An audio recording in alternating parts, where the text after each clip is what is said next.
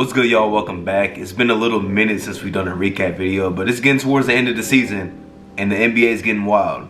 Leave a like, subscribe if you are new, and let's go ahead and get into it, man. My Boston Celtics are the first seed in the Eastern Conference.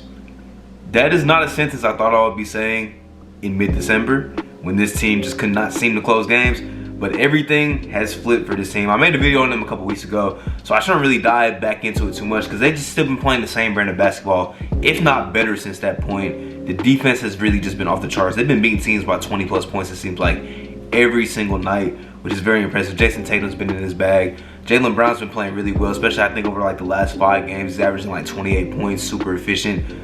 Rob Williams did go down with an injury. That worries me a little bit. Hopefully it's nothing too serious.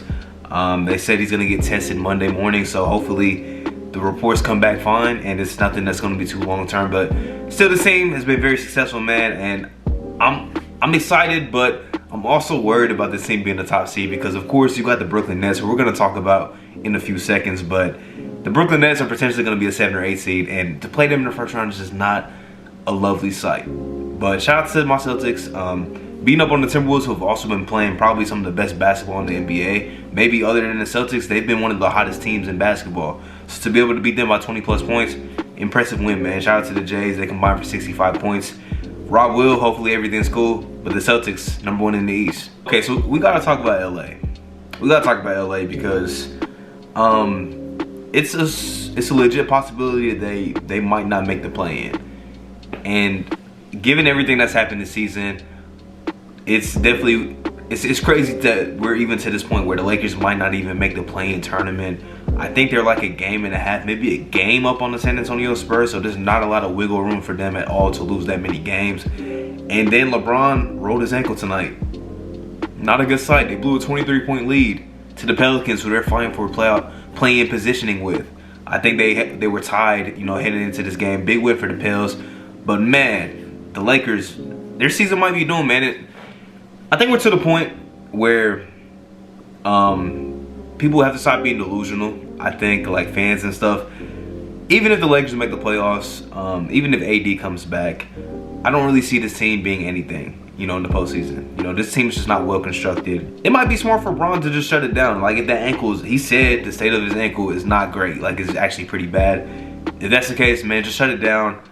Come back, retool for next year, and just a failed experiment of a season, man. And I was in the boat before the year where I was like, I knew the Russell Westbrook fit was not ideal, but I trusted in LeBron so much. I thought AD was going to be MVP level player, and I thought they'd be able to make it work. And obviously AD's been basically out most of the season with injuries.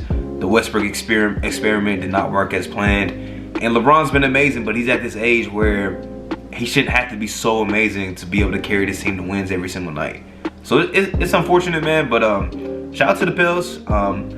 Even though next season is more like what I'm excited to see for them to have the opportunity to still be in the play-in tournament is big. The CJ trade has been magnificent. Nobody's really been talking about how great his splits have been. He's averaging I think before this game it was 26 points on very efficient shooting. And he's been putting up all-star numbers since he's been with the Pelicans. Being that lead guard has really done wonders for him, man. And B.I. coming back is big for this team. The way the Clippers have been playing, they could potentially sneak into the postseason. I think that would be big for this team because they haven't made the playoffs, I think, since 2018. It's been a little while for the Pelicans. And then that can show Zion and his camp hey, we got something going. We're building something. We got a nice team. As soon as you come back, we're going to be in the playoff hunt for real. So Good for the Pels. The way the season started for them, they were 1-12 to start the year. Completely flipped it around, man. Willie Green definitely deserves a shout out. He's done a great job with this team. Kyrie Irving got to play his first home game of the entire season. As many people know, the vaccine mandate got lifted for athletes and stuff in New York. So Kyrie got to play his first home game, and the Nets lost to the Hornets, who have been as hot and cold as a team can get. But lately they've been hot. They've been playing really good basketball. And two teams are kind of fighting for playing positioning too. Right now, as the standings show, the Nets are now the 9th seed, and the Hornets just took over the 8 seed. So those teams could be battling. We'll definitely see. I mean, the play-in race is just crazy all around, and really the seeding race in the Eastern Conference is so close. But for Brooklyn, I said on one of my podcasts that like they're a scary team to play in the first round, but I don't see them as like super contenders, like on that higher echelon of contenders in the Eastern Conference, because I just don't think that this is their year, especially with everything pointing towards Ben Simmons not coming back this season. I think the chips are going to be in the middle of the table next season for this team. But still, nonetheless, kind of like the Lakers last season, a scary team to play in the first round no matter who you are. But it's good to see Kyrie being able to play at home. Like, that makes it a lot more entertaining for a playoff series.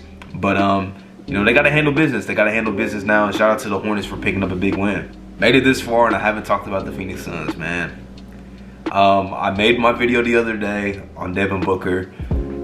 Not saying he should be MVP candidate, like top candidate, but he deserves a little bit of praise, man. I think he had 35 tonight. He's had 8 career 35-point games against the 76ers, which is so impressive because this is a team that he only plays 2 times per season.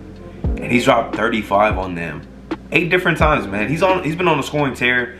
Me and a couple of the homies were talking earlier, and we was basically saying like for him to really like get in the MVP talk for real, he's gonna have to go ballistic to end the season, like 35s, 40s, 45-point games. Like, he has to go crazy. But the Suns, they've been dominant all season long. I've been in the camp.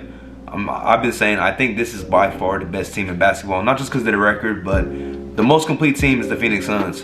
And Chris Paul coming back is big, so he gets to ramp it up to head into the postseason. This is the team, man. I would kind of be surprised if they don't make it to the NBA Finals. And quite frankly, I feel like no matter who they match up with, they will be favored in that Finals in my eyes, like the way I look at it. So it's really like they don't have a lot of pressure because the national media doesn't talk about them, but they got pressure from me. And I think a lot of people like in the NBA space realize that this is the team. So I don't know. I'm pulling for them because of Chris Paul. Like, I really want to see Chris Paul get that ring. But we'll definitely see how it goes. 61 wins. I think they're 2 more away from a franchise record. The Dallas Mavericks beat up on the Utah Jazz. I made a video on Dallas a few weeks ago too, saying how I think they're a team that will make some real playoff noise. I think it's to that point, man. And even in games where Luka does not play, which he did play tonight. He did not play the other night, and that was the game where Jalen Brunson had a really good night and was able to help lead that team to a win. They're just so well rounded, man. The defense is there. Spencer Dinwiddie's been playing pretty good since he's gotten to Dallas. Brunson's been good all year. Dorian Finney-Smith, he hits some really timely shots. I remember when they played the Celtics a couple weeks ago, man. He just hit big shot after big shot. I'm like, man, he was ready for the moment, man. I think this team is built for playoff basketball.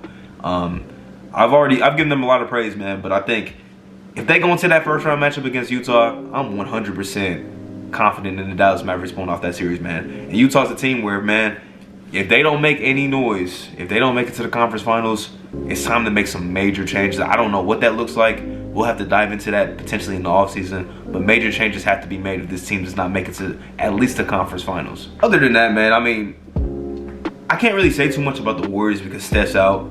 And this is a completely different team without Steph Curry on the court. Jordan Poole's been killing. He's been killing. Sadly, they lost tonight to the Wizards, who have been kind of winning games here and there. Jordan Poole's been amazing in the month of March. I think he's averaging like 24, 25 a game. I think over like the last 11 or so games, he's averaging close to 30. Klay Thompson's had a few good games in a row. I think he had 37 the other night. He just dropped 25 tonight. So he's playing better. The confidence seems to be getting there. And to get Draymond back is good. It's just about hopefully Steph is ready for the postseason. That is really like the big key for this team, is Steph Curry being ready. It kind of sucks that these guys have not been able to play really at all together. I mean, they played like a game and a half and then Steph got hurt. So it kind of sucks. But the Wizards picking up a win that they kind of don't need because they're not going to make the play-in. And then lastly, the Knicks picked up a 2-point win. I did not watch a second of this game. Looks like Alec Burks hit a clutch 3. That's what I see, man. But what I will say, RJ Barrett's been playing really well as like the lead guy. And then for the Pistons, I've been super impressed with Marvin Bagley. He's been amazing. And he dropped 27 tonight. But every time I've watched the Pistons recently, Marvin Bagley's been playing really well. And Cade has gotten better and better as the season's gone on. The Pistons have a very bright future. I've said that a few times this season. I'm going to say it again. But yeah, that's all the games from tonight. Looks like there's a lot of games on tomorrow night. So maybe you'll get a recap tomorrow night or Tuesday morning even. You know, just depending on how late that last game finishes. But if If you made it to this point, I appreciate you. Leave a like, subscribe if you are new, and I'll be back next time with another one, y'all. Peace.